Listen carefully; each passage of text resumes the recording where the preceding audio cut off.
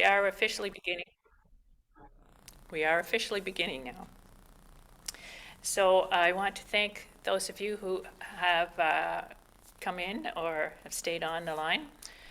And we will now start our discussion, sponsored by the Climate Crisis Team, about the HalifACT, Acting on Climate Together, which is a HRM program that is designed to facilitate the actions of the Halifax Regional Municipality with regards to climate change and what has to be done in this area to plan and prepare for that.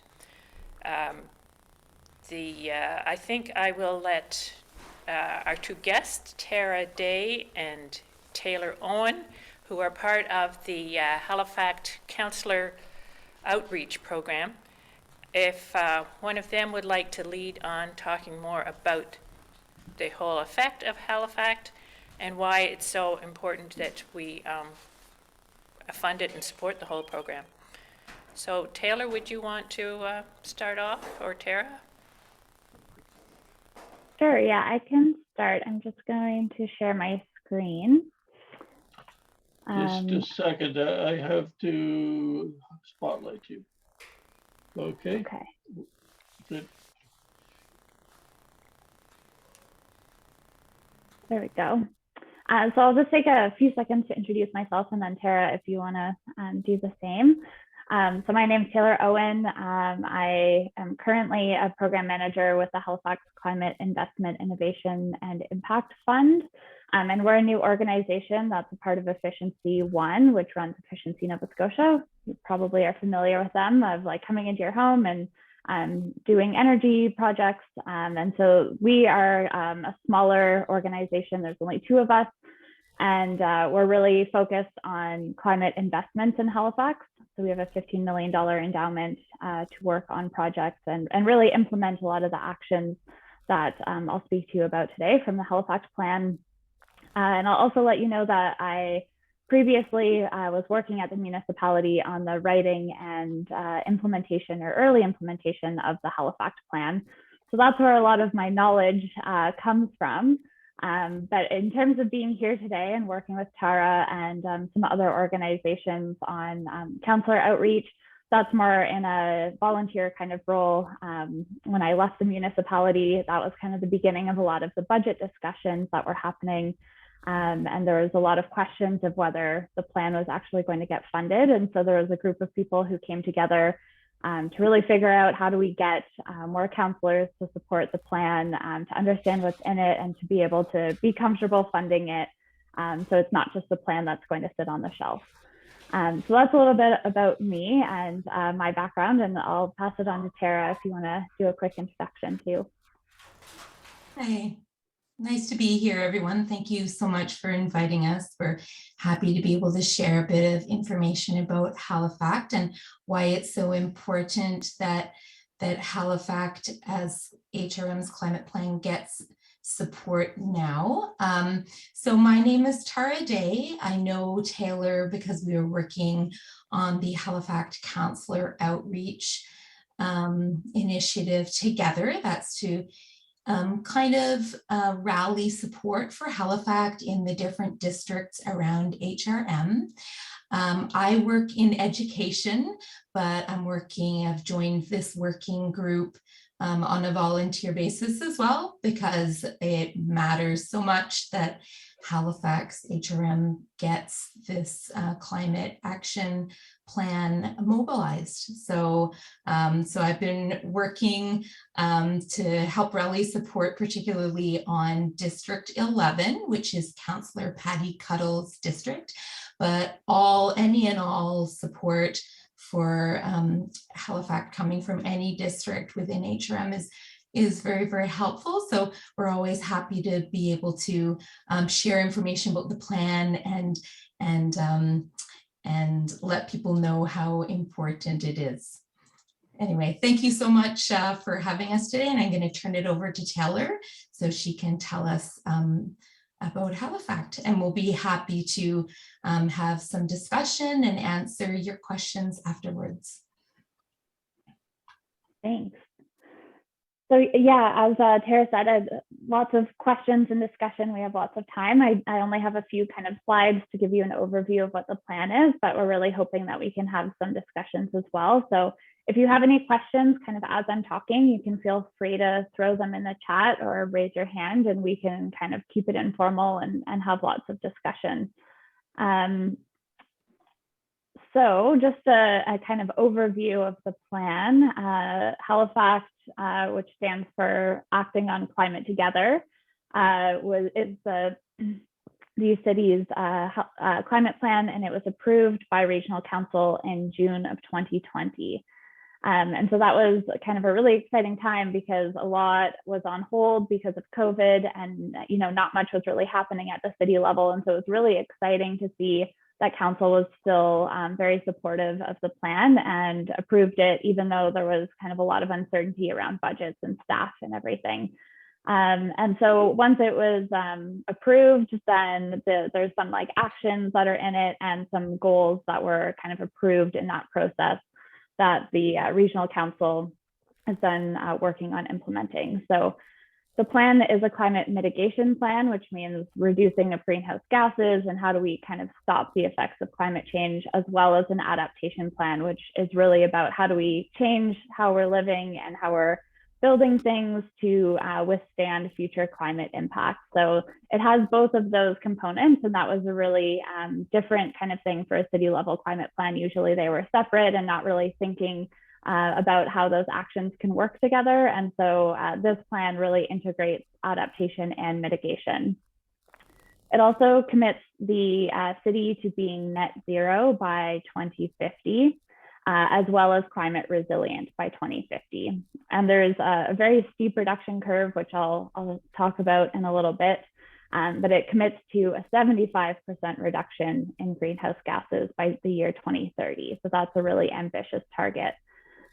And the plan was created with almost 100 external stakeholders, so people outside of city government who came together to help kind of advise on what the plan should be thinking about and looking at and how ambitious it should be. So it was a really collaborative process in putting the plan together.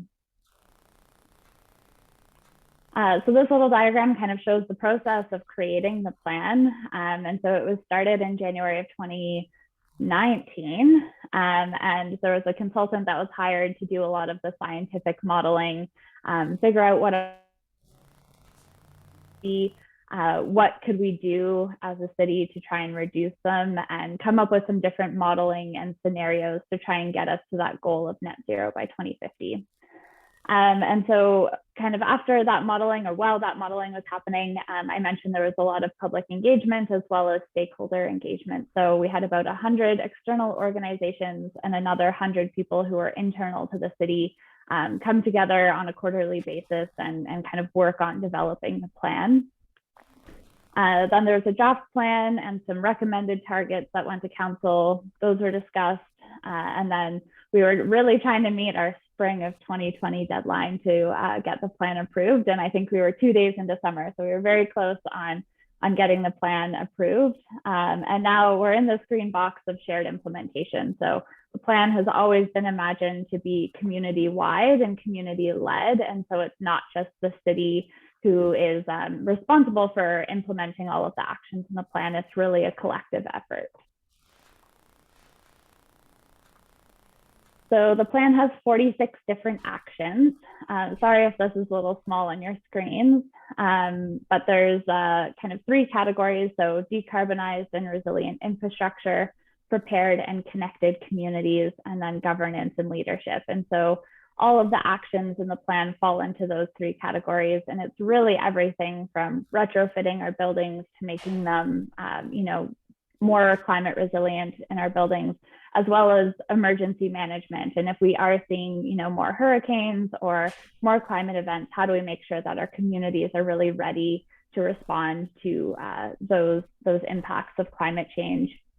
There's actions around the businesses in the city and industrial processes, how we're planning our cities. So where are we putting new homes and new businesses, and how are we kind of growing in a smart way? And then also leadership. So the city really recognizes that they have a role to play in kind of leading the way with this work. And so how do they set themselves up to really kind of test things and try things and allow other people in the city to kind of just take those ideas and run with them. So a lot of knowledge sharing kind of approaches as well. So this looks like a big scary graph, and it kind of is. There's a lot going on here. This is called a wedge diagram. And so let me see if, can you see my arrow on your screen when I move it around? Yeah, okay. So in 2016, this is where our greenhouse gas emissions were. So about almost 6,000 kilotons of CO2. So that's a lot. We have a pretty dirty electricity grid here, so our emissions are quite high. And if you follow along this top line, this is what we call the business as usual scenario. So if we keep doing what we're doing, if we kind of implement the things that we've already committed to, we're going to see about a 33% reduction in greenhouse gases between now and 2050. So some of the things that are contributing to that kind of natural drop are increases in fuel efficiency, and then some of the policies that Nova Scotia Power had already committed to, such as the maritime link. So things that were already in motion and already happening, we're going to see a bit of a reduction. And then where all of these colorful kind of rainbow wedges come in are the reductions that can happen from different actions that we take as a city. So you'll notice the biggest one is this red chunk at the bottom, and that's retrofitting our buildings. So improving the insulation and windows and doors, switching out oil furnaces for things like heat pumps, and then putting renewables on our homes where we can. So adding solar is usually the way to go. So the plan commits to retrofitting all existing buildings within the municipality by 2040. So it's an incredibly ambitious target, and that's really where we're seeing the majority of the reductions in our greenhouse gases coming from. There's also rooftop solar, which I mentioned, increasing our large-scale renewables. So that's really going to be wind or large-scale solar farms. Net zero new buildings, so making sure every building that we're building in the city as of now is built to a really high efficiency standard, and is also considering things like solar power. Electrifying our transportation, so that's both personal vehicles, switching them over to electric vehicles, as well as our buses and our ferries and things like that. And then there's these other actions up here. So that's really around industrial processes, water and wastewater, and kind of other activities within the city. So if we do all of the actions in the plan at the scale and the time that we've committed to, that's really where we're getting these wedges from. And that gets us as close as we can possibly get to our target of net zero by 2050. You'll notice there's still some remaining emissions. So even with throwing everything we possibly could at the plan and doing everything that, the technology that exists right now and trying to implement it, there's still some emissions that are going to exist. And so we're hoping that, as technology changes and as policies change, that we'll be able to figure out how to get those kind of remaining ones and get as close as we can to that target of net zero by 2050. So there's also something called a carbon budget, which is really how much can we emit over time before we kind of blow our budget. So if you think of it like a bank account, we have so much carbon we can emit before 2050 to kind of stay within what we're allowed to emit to kind of get there. So if we stay on this business as usual curve, so if we stay up here and we don't really reduce quickly, we'll kind of spend all of our carbon budget by 2027, which is very soon. And so that really shows the importance of taking action now and really implementing things quickly. So we can't just wait till 2049 and kind of stay as our business as usual and then drop everything, right before 2050. It's really important that we, and especially in the next 10 years, get a lot of action going. And that's kind of where a lot of this effort is coming from, this volunteer group is like, we need to see action now. We can't just talk about it and plan for it and kind of hope that it happens in the future. We really want to see things happening in the next few years. So the plan also acknowledges that there's a really big economic opportunity from implementing climate action. So we know there's a huge upfront cost to doing things like building retrofits or increasing our renewable energy. But overall, a low carbon future is definitely a lower cost future. So investments that we put in up front are going to save us money in the long run. And throughout the entire plan, there's kind of a net benefit or net increase by $22 billion over the 30 years. So we know that we need money to start the actions, but it's really an investment, and there's going to be economic savings from things like avoided energy costs. So, you know, if you improve the building that you're living in, you're going to see lower electricity bills. And so those savings kind of are included in the economic model of this plan, as well as avoided operations and maintenance costs. So things like electric vehicles have a lot of savings from avoided maintenance, as well as the operations of not having to purchase gasoline, things like that. Avoided carbon pricing. So we anticipate that there will be a higher price on carbon as we move forward. Both the federal and provincial government are kind of increasing that price on carbon over time. And then also revenues from the electricity that's produced within the city. And I think it also is a really unique opportunity to think of the economic recovery that can happen after COVID. So, you know, we've seen a lot of businesses and a lot of individuals have a lot of economic kind of disparity throughout COVID. And so there's a lot of opportunities for new jobs and kind of new programs that can have an economic benefit for citizens across HRM. Here's another kind of scary graph. You don't really need to see all of the little details in it, but this is the person years of employment. So kind of the number of jobs that are going to be created by implementing climate action within Halifax. And so on average, there's about 5,300 jobs per year that are created by implementing the actions in the plan. And so that's things like doing the building retrofits. So we need a lot of trades and a lot of people to implement those building retrofits. Also things like renewable energy. So building, operating, maintaining things like wind farms and solar farms, and kind of building new infrastructure in new ways. So there's a lot of job opportunities and kind of that green job and green job growth area. And something that is also being thought about in this is how do we make sure that people who don't have or haven't historically had the opportunity to participate in these types of jobs are getting the training and finding the opportunities that they need to be able to participate in this transition. And there's also a really great social opportunity from climate action. So just by implementing, you know, these actions, especially doing it quickly, we're reducing the burden of climate change and climate impacts on our future generations. And then thinking about how climate change is impacting our most vulnerable first. And so by designing programs that are really thinking about lower income or marginalized communities and how are they able to participate. Not everyone can afford an electric vehicle, so how do we make it so that everyone is able to participate in this transition and there aren't people who are left behind? And building resilience is, you know, it's very much community building. It's building those connections within communities to be able to withstand our changing climate, and that really can improve lives.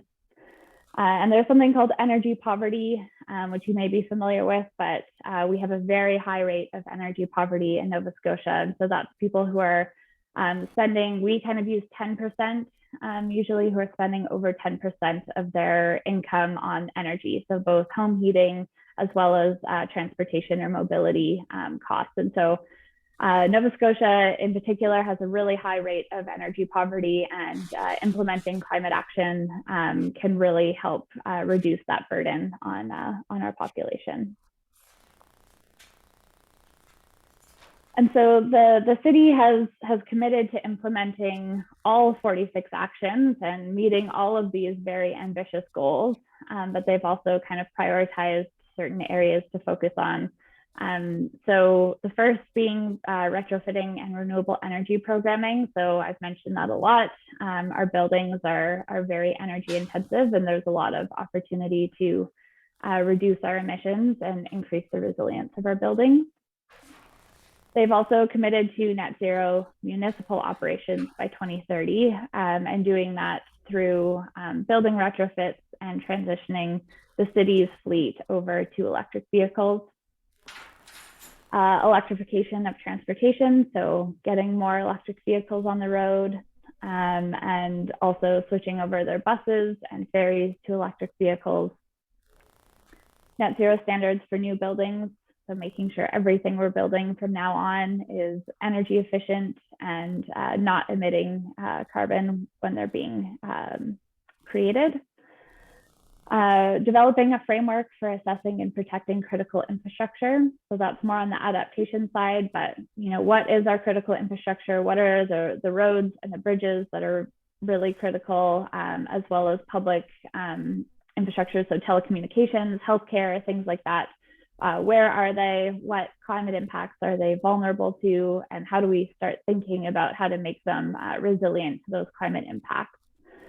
And then also capacity building for climate adaptation. So that's more on the community level scale of how do we make sure our community connections are there, emergency management, thinking food security, and adapting our food systems to climate change.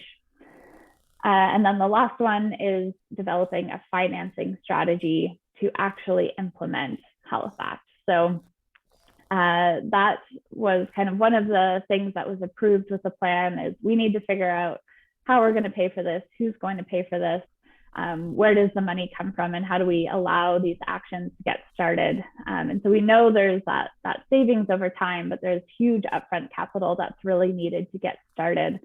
And so that's where this budget discussion is happening right now at city council level, of what does every business unit in the city need. So how does Parks and Recreation think about climate change? How does Transportation and Public Works think about climate change? What projects can they do? And how do they implement that in their kind of usual business to make sure that everything the city is doing is kind of thinking about and integrating climate change? So the budget discussions that are happening, they're kind of throughout February and March, are really presenting the ideas of what the business unit is going to do, and then how are they integrating or thinking about the HalifACT plan and how they're going to implement that work. And this is where there has been a proposed climate tax that has kind of come up in the discussion of maybe this is the way that we are going to pay for this, is increasing property taxes to allow for more climate action to happen. And so there's, a lot of discussion that's going to happen over the next month. And what our kind of group of volunteers is doing is really pushing for. We're not saying like yes or no to a climate tax. We're saying we need to have climate action happening. We need to be funding it properly and exploring what that kind of full implementation really looks like and that full budget really looks like. So that's where we're reaching out to councillors and really just saying how important this plan and climate action within Halifax is, and that we support the funding to allow this action to get started. So I think that is all. Yes, that's all I have. I know that was a huge amount of information really quickly. That's a lot of climate and hopefully not too much jargon, but I am happy to answer some questions, and Tara's here too. So I think we're really excited to just kind of have a discussion about what climate action is kind of meaning to you and what you're thinking about, and how we can get some more support at the local level for HalifACT and climate action.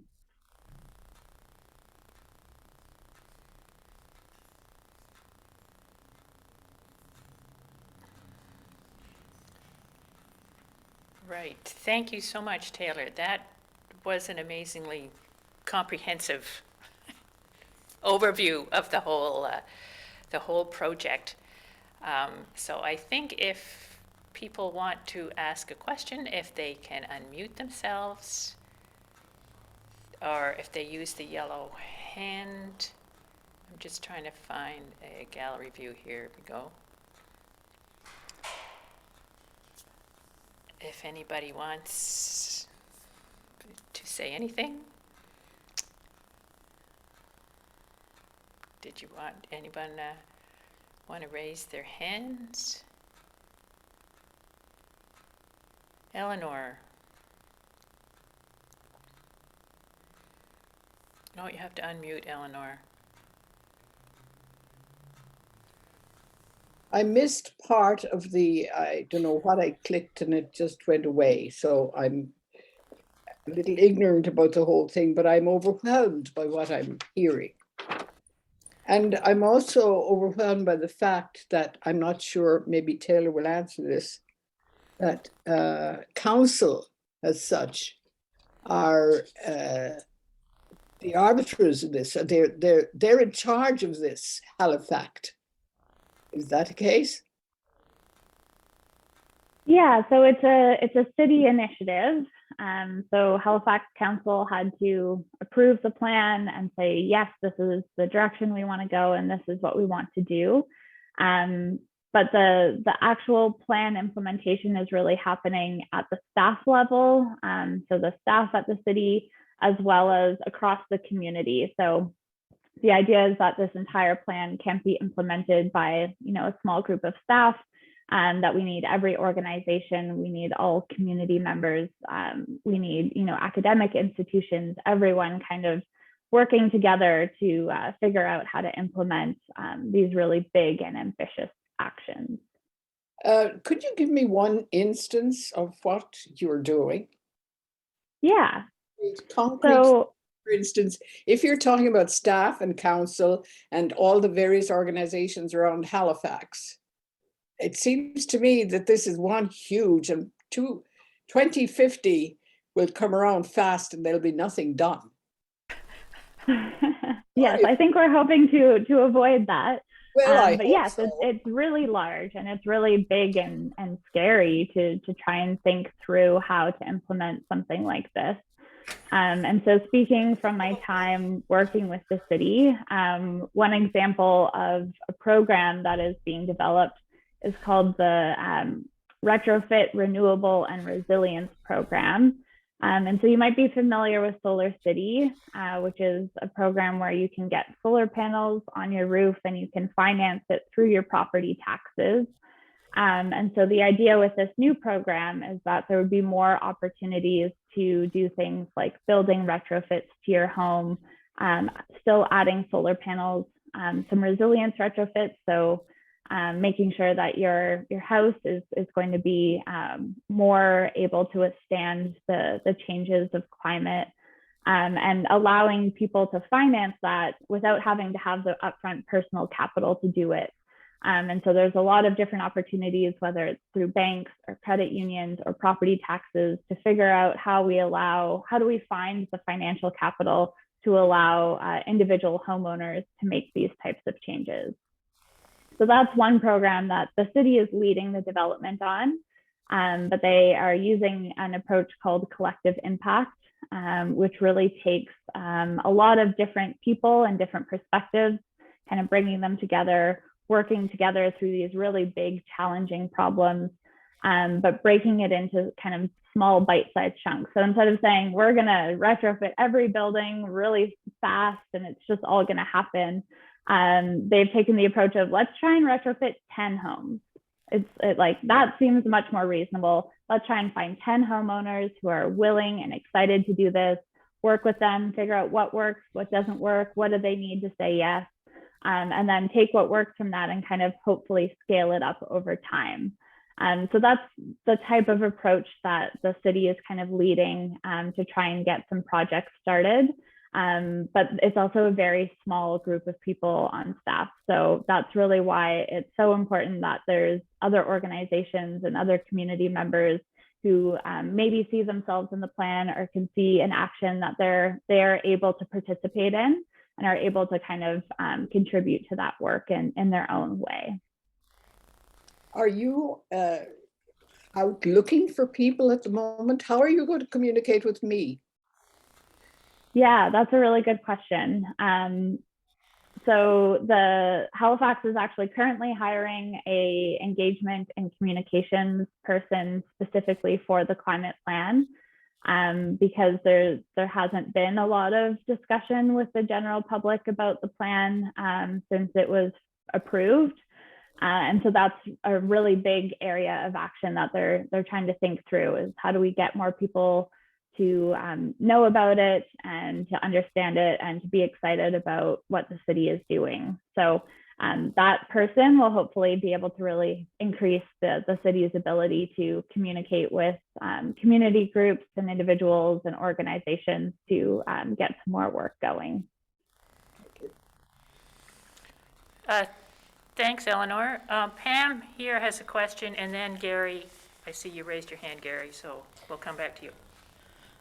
Yeah, so the plan talks about the electrification of public transportation, which is great. But I have a question about the expansion of public transportation. So I live in District 11, which is Spryfield to Sambro. And there is no public transportation through past Herring Cove, well, even parts of Herring Cove, out to Sambro or Harrietsfield. There's the public transit is, I guess, sporadic going through on the Purcell's Cove Road, relying huge new subdivisions that are being built every time you turn around, thousands and thousands of new houses going in there, with everyone that lives there relying on personal motor vehicles to get anywhere. Yeah, it's a really big issue. I think I live in District 6, so kind of by Montebello area in Dartmouth, and for me to get to Alderney Landing, which is 4 kilometers, it takes over an hour, which I can bike in less than 15 minutes. So I think everyone is feeling a lot of challenges with transit unless you're really in the urban core. I can't speak from the municipality's perspective on this. I know they've created transit boundaries and are focused on kind of those specific routes that are much more kind of focused in the center. I think transit is climate action and mobility is climate action. So I think the city has a big role to play, I guess, in allowing people to have more access to options other than having to drive their own car. Yeah, I'm not sure. Is there anyone else who wants to? Sorry, I just wanted to point out that my concern is that the expansion of public transit is not in that plan that I could see from what was just presented. Okay, the expansion is not in the plan, and just in the one district I live in, I know that it's non-existent. There's other areas. If HRM is huge, right? I can't imagine there's much public transit in the other outlying rural areas, rural suburban areas, I think you would call District 11. And I find that a concern, that there's no plan to expand transit. There's no plan to find other ways to get on the peninsula. There's been things like new ferries talked about. I mean, I know there's a new ferry coming from Bedford eventually, or even a third bridge, or, some way to move people around that is not reliant on fossil fuel, which is where we are now. Thanks. Yeah, so just a point of clarification, I was really focused on like the big actions, but one of the actions in the plan is to fully implement the integrated mobility plan, which is focused on transit and active transportation and meeting those mode share targets, which are also quite ambitious. So instead of in the Halifax plan kind of writing out very specific goals for transportation, it's kind of just deferring to the integrated mobility plan to say we need to fully fund and fully implement the integrated mobility plan. And yeah, again, around where there are expanding transit or not, or where there's going to be new options, I'm not sure. But yeah, transportation and our transportation system is very important to allow us to meet these goals. Thank you, Taylor. Gary, did you want to say something? Thank you. Taylor, it's boy, that your presentation is just so refreshing. It's a lofty set of goals, but comprehensive. And if we head toward that direction that you are suggesting, then I think that we are on the positive path. Several weeks ago, when we had the CEO of Nova Scotia Power come up with the idea of rates for solar panel users, that just brought my hopes down. That kind of stinking thinking at that level.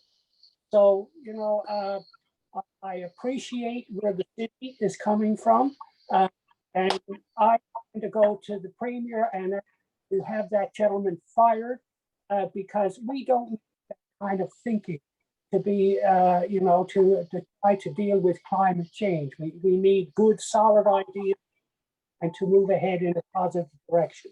Thank you very much. Thanks, Gary. Does anyone else have a comment? Scott? You have to unmute, Scott.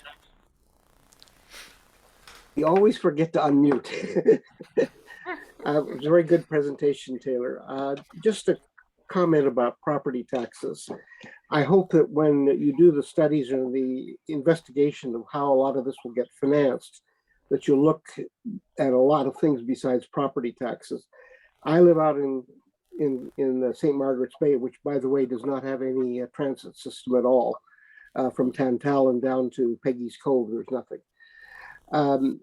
But I'm also so very much aware that increases in property taxes out here, we don't get an increase of any service of any sort, really.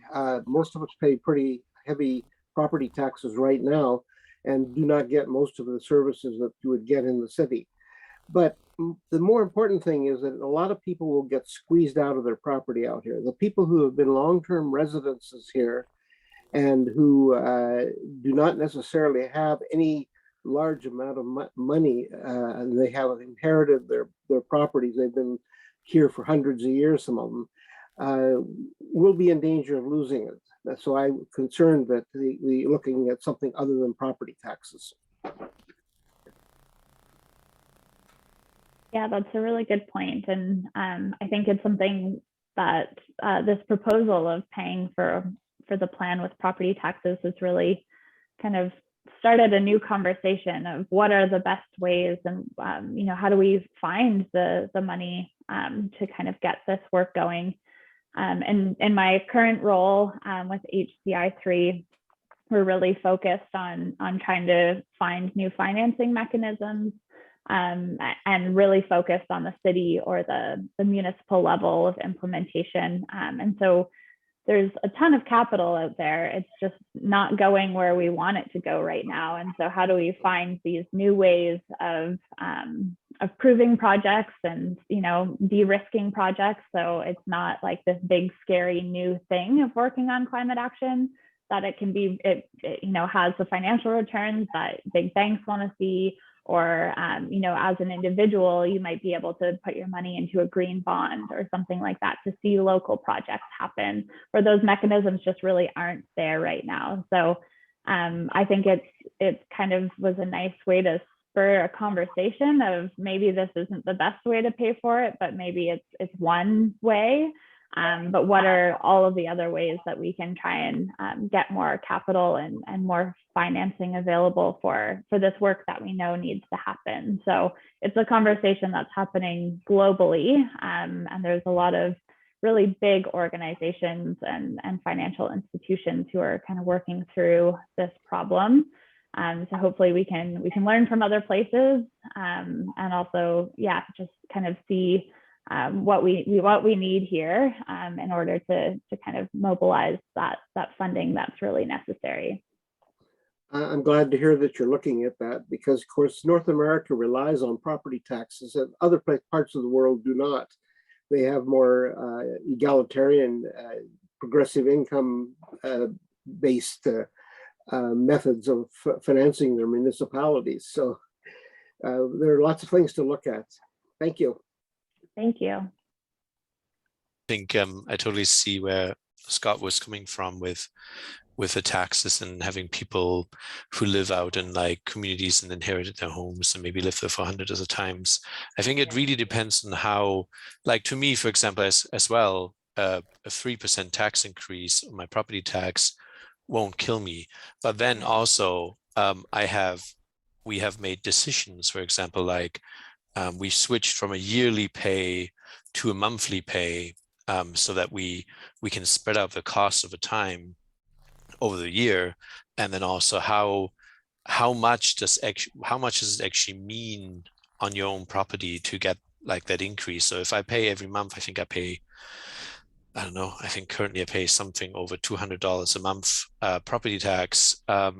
If I have to pay $205 extra, like $5 extra or $10 extra per month, what is the return, so to speak, for me in the long term that my city is going to do better, right? So I think it's a valid paying mechanism. It depends on how you see it. I find everybody could probably, yeah, not everybody. That's probably the wrong thing. Not everybody can. That's always the problem, right? But I find definitely looking at it, how do we finance it is going to be a massive problem. But to somebody's point earlier, who was Pam, I think, who was worried about bus services in Spryfield.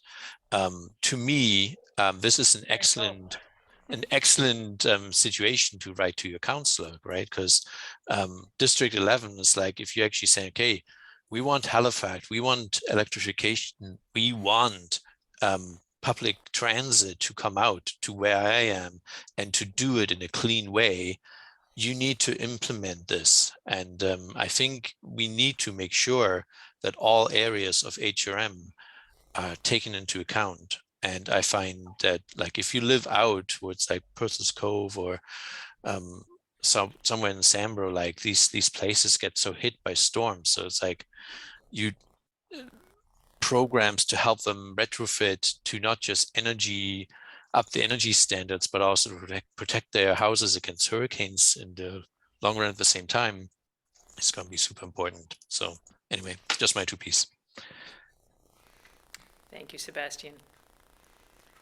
Does anyone else have comments, or Taylor or Tara want to jump in with any more words about taxes and financing?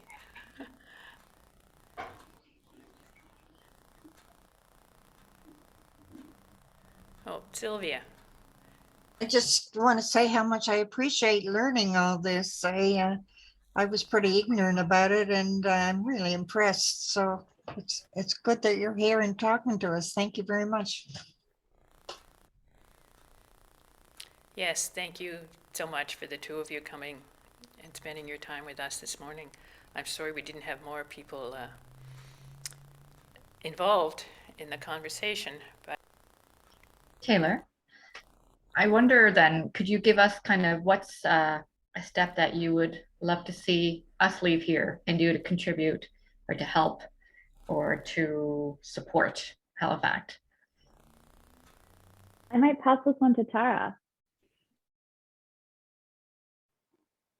Sure. I'm really glad that you asked that, Mary Claude. The reason why we're working so hard as a volunteer group right now to talk to people about HalifACT and to encourage them to communicate with their counselors in whatever way they would like is because that HRM City Council is going to be voting on their budget for the next year on March 23rd. So that's just around the corner. And we know that some councillors are in favor of fully funding HalifACT and seeing it move ahead as planned, and others are not. And yet others are sitting on the fence. We think that many of them would like to see these actions move forward, and they recognize how important they are, but they're sitting on the fence for some reason. Cost is certainly on everyone's mind. And there are so many things that the councillors have to weigh out, so many other ways they could spend the money. So, and limited funds that they have to decide how to spend. So of course, housing is an issue. Affordability is an issue. People are seeing the cost of living rise. There are many things pulling the councillors in many directions.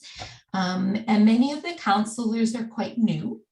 Many of them were just elected last time round, which is less than a year and a half ago. And many of them don't know a lot about HalifACT yet, to be perfectly honest, and may not have a good read on how many people, how many of their constituents would support them in funding HalifACT.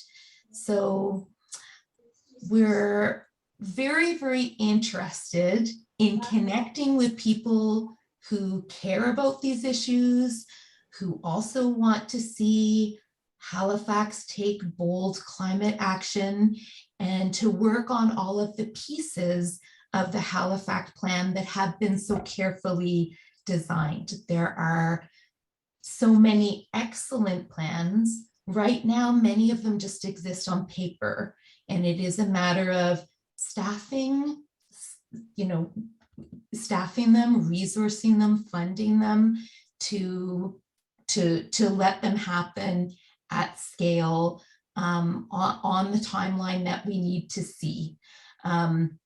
So in part, it's about informing the councillors because many of them don't know a lot about the plan. And in part, it's about kind of encouraging people to have their voices heard at this time because it is such an important time.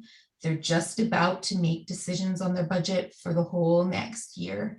And we know how important it is that HRM begins to take bold climate action now.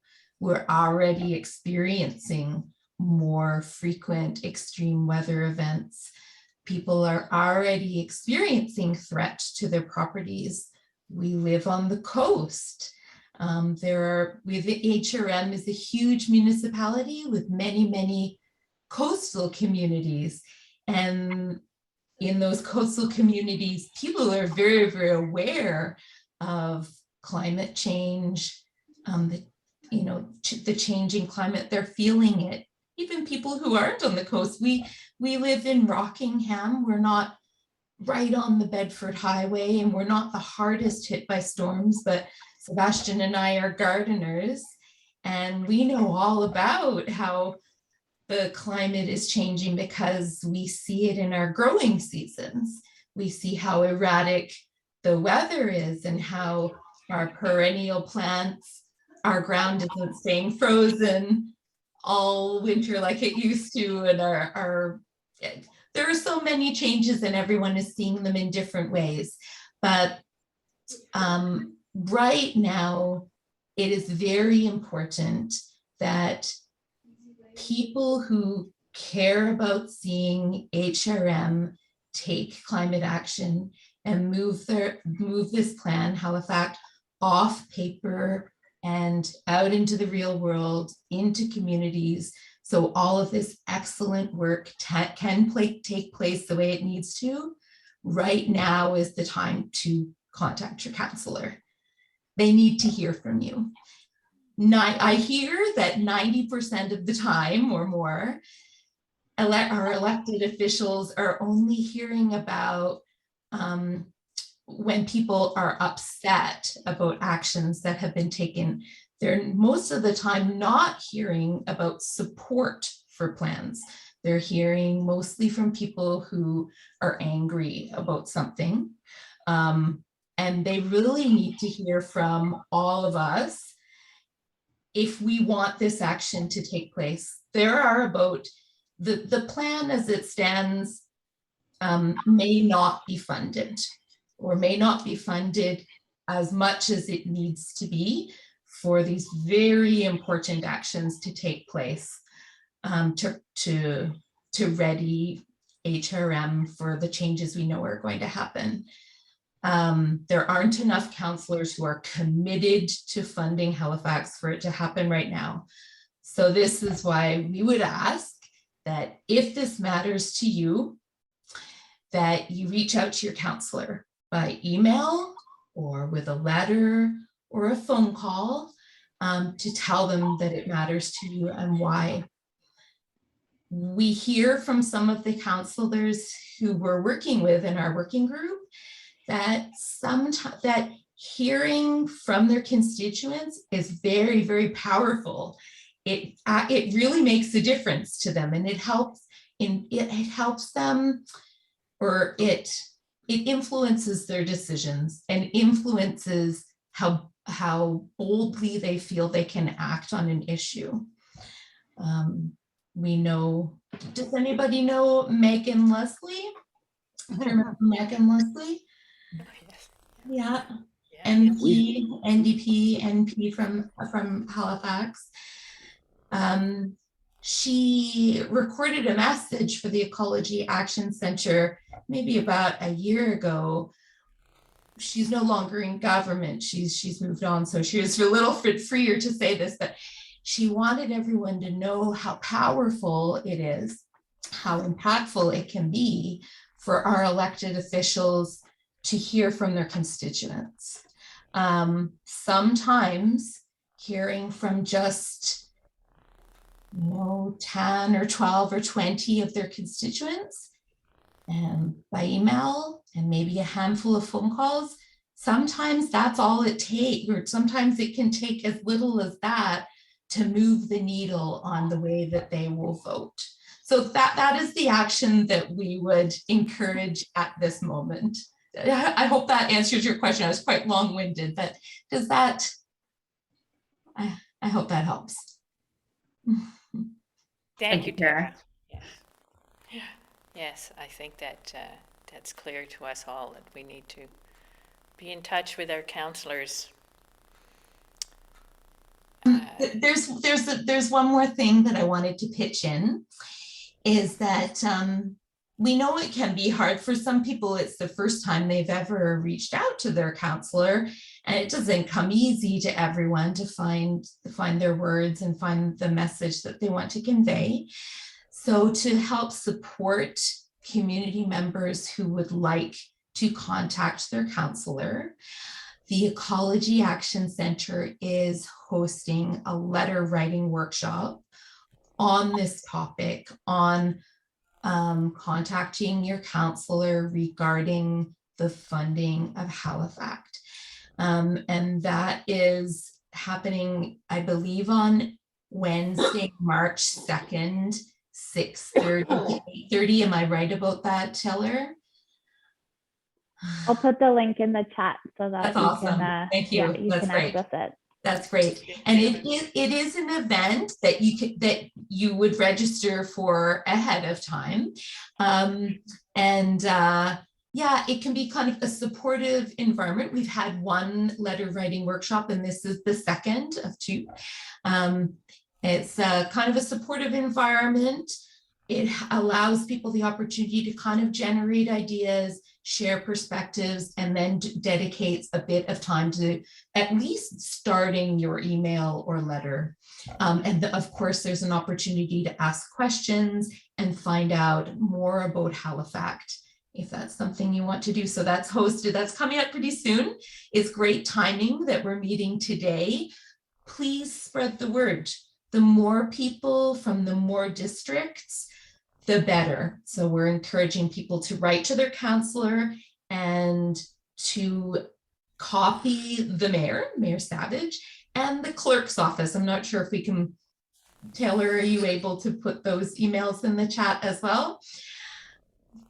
That's the way to get the most impact, the most kind of bang for your buck out of your email. If it is an email you want to go with, it's really important that our mayor hears the support as well. Yeah, and that the rest of council does. And the way to do that is by copying the clerk's office. That ensures that your message is shared with the rest of council, and they begin to appreciate how much support there is, how much concern there is throughout HRM, and how much support there is for moving our climate action plan forward. Great. Thanks for mentioning that letter writing workshop, Tara. Yeah, that was, I couldn't remember the date of it. Okay. So yeah, so if there are others from your congregation or outside of the church community who you think would be supportive or would be interested in finding out more, please feel free to share those links with them. The more, the better at that letter writing workshop. Right. So we can pass on that word. Are there any other comments or questions now for our guests? Yes, Margaret? Yes, Eleanor. Oh, you just muted. Yep, now you're good. I am a great fan of Terry O'Reilly, who has a radio program called Under the Influence. He has brilliant ideas. Yesterday, he was speaking about fundraising for the Olympics over the years. It was an excellent half hour. He's humorous. His creative ideas just flow. I'm absolutely amazed by his facility to convey to me new ideas. And I think somebody like that would be excellent to speak to council. I'm sorry to say that, but they sure need creative ideas, right? Anyway, that's my 2 cents worth, and I think he's written 2 books. This I Know is one, and the latest one I've forgotten the name, but they're well worth reading. He's a great speaker. He's low key, and he probably will charge, I think, or maybe you could appeal to his heartstrings. And anyway, thank you very much. Thank you. I know Terry O'Reilly. I know that program as well, Eleanor. He is really great. And a sense of humor can help a lot. Yep. It's a good point to make. I'm glad that you mentioned it, because in fact, it is very useful for HRM City Council to be hearing from people on this issue at their meetings. And there is space for people to be able to speak and share their piece for 5 minutes at, I believe, most council meetings. Maybe I should check in with Taylor on this. Yeah, I'm pretty sure any budget meeting coming up, you can get your name on a list and you get 5 minutes, and you can talk about anything. It doesn't have to be specific to that subject matter of that meeting. And yeah, any regional council meeting as well. So there is opportunity, although it's virtual right now, to be able to speak to council and kind of be on that official public record.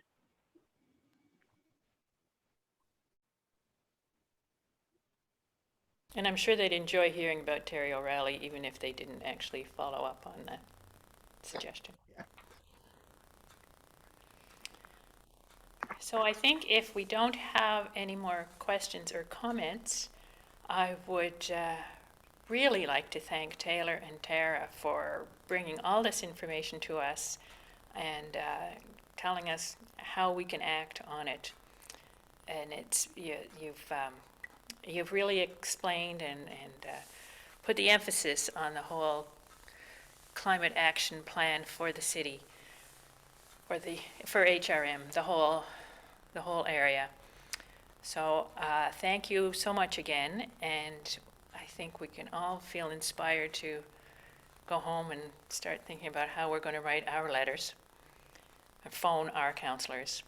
I think where I live in Bedford, I suspect I have a bit of a job in arm twisting, but we'll start working on him. I've known Tim for years, so we'll have to really push. So I hope the rest of you won't have quite as much difficulty persuading your councillors that they really need to support this program. And yes, as Taylor put in the chat, make sure to copy the mayor and the clerk's office on your letters, because then they get spread through the whole regional council that way. They'll all get a copy. Margaret, I think Scott wanted to say something. You must be a mind reader. I don't remember raising my hand, but I was going to just ask if there's an online where we can find the full plan and make a copy of it, or at least read the whole thing. I'm glad that you asked. I can answer the two. That's on halifax.ca/climate. Okay. And it's all there. It's all there. Yeah. All there. Yes. And there's several layers of reports, and the current one that they just put out last month, and all the original, and yes, there's a lot of material. Eleanor, did you have another comment? YouTube, by the way, is also all of Halifax Council's meetings are available on YouTube. So if you look for the Halifax Regional Municipality on YouTube, you can actually watch every meeting, including presentations from staff on HalifACT to council in special meetings that they have. And I guess I'm showing here that I've been kind of pulled into this by my wife, eh?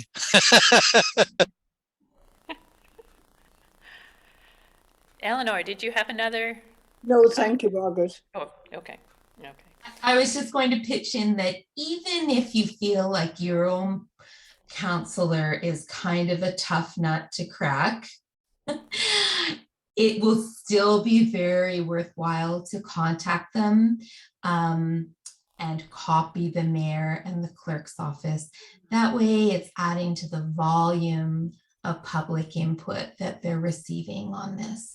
And they are very aware of that input they're receiving over the last few weeks, since our group has sort of been rallying for more support. They have been hearing from people more, and that has not gone unnoticed. So don't be discouraged if your own counselor may not be the one to vote for this plan, because you're still adding your voice to the conversation, and it is still being noted. So it's very worthwhile. Yes, thank you for that, Tara. Taylor, did you have any closing remarks you wanted to make or anything? Or? I just want to thank all of you for the invite and the thoughtful questions, and yeah, just engaging on this. It's really exciting to see, and really nice to get to talk to more people, although virtually, about climate action in the city. So thank you so much for all of your engagement and your time. Oh, and thank you for your time. And so I think we'll close it down now then, if nobody has more comments. And thank you all for hanging in on a Sunday morning. I'll say goodbye, and my last message would just be, talk to people, talk to your friends and your neighbors and your family and the other people at your church. Talk to them about climate change, talk to them about the issues.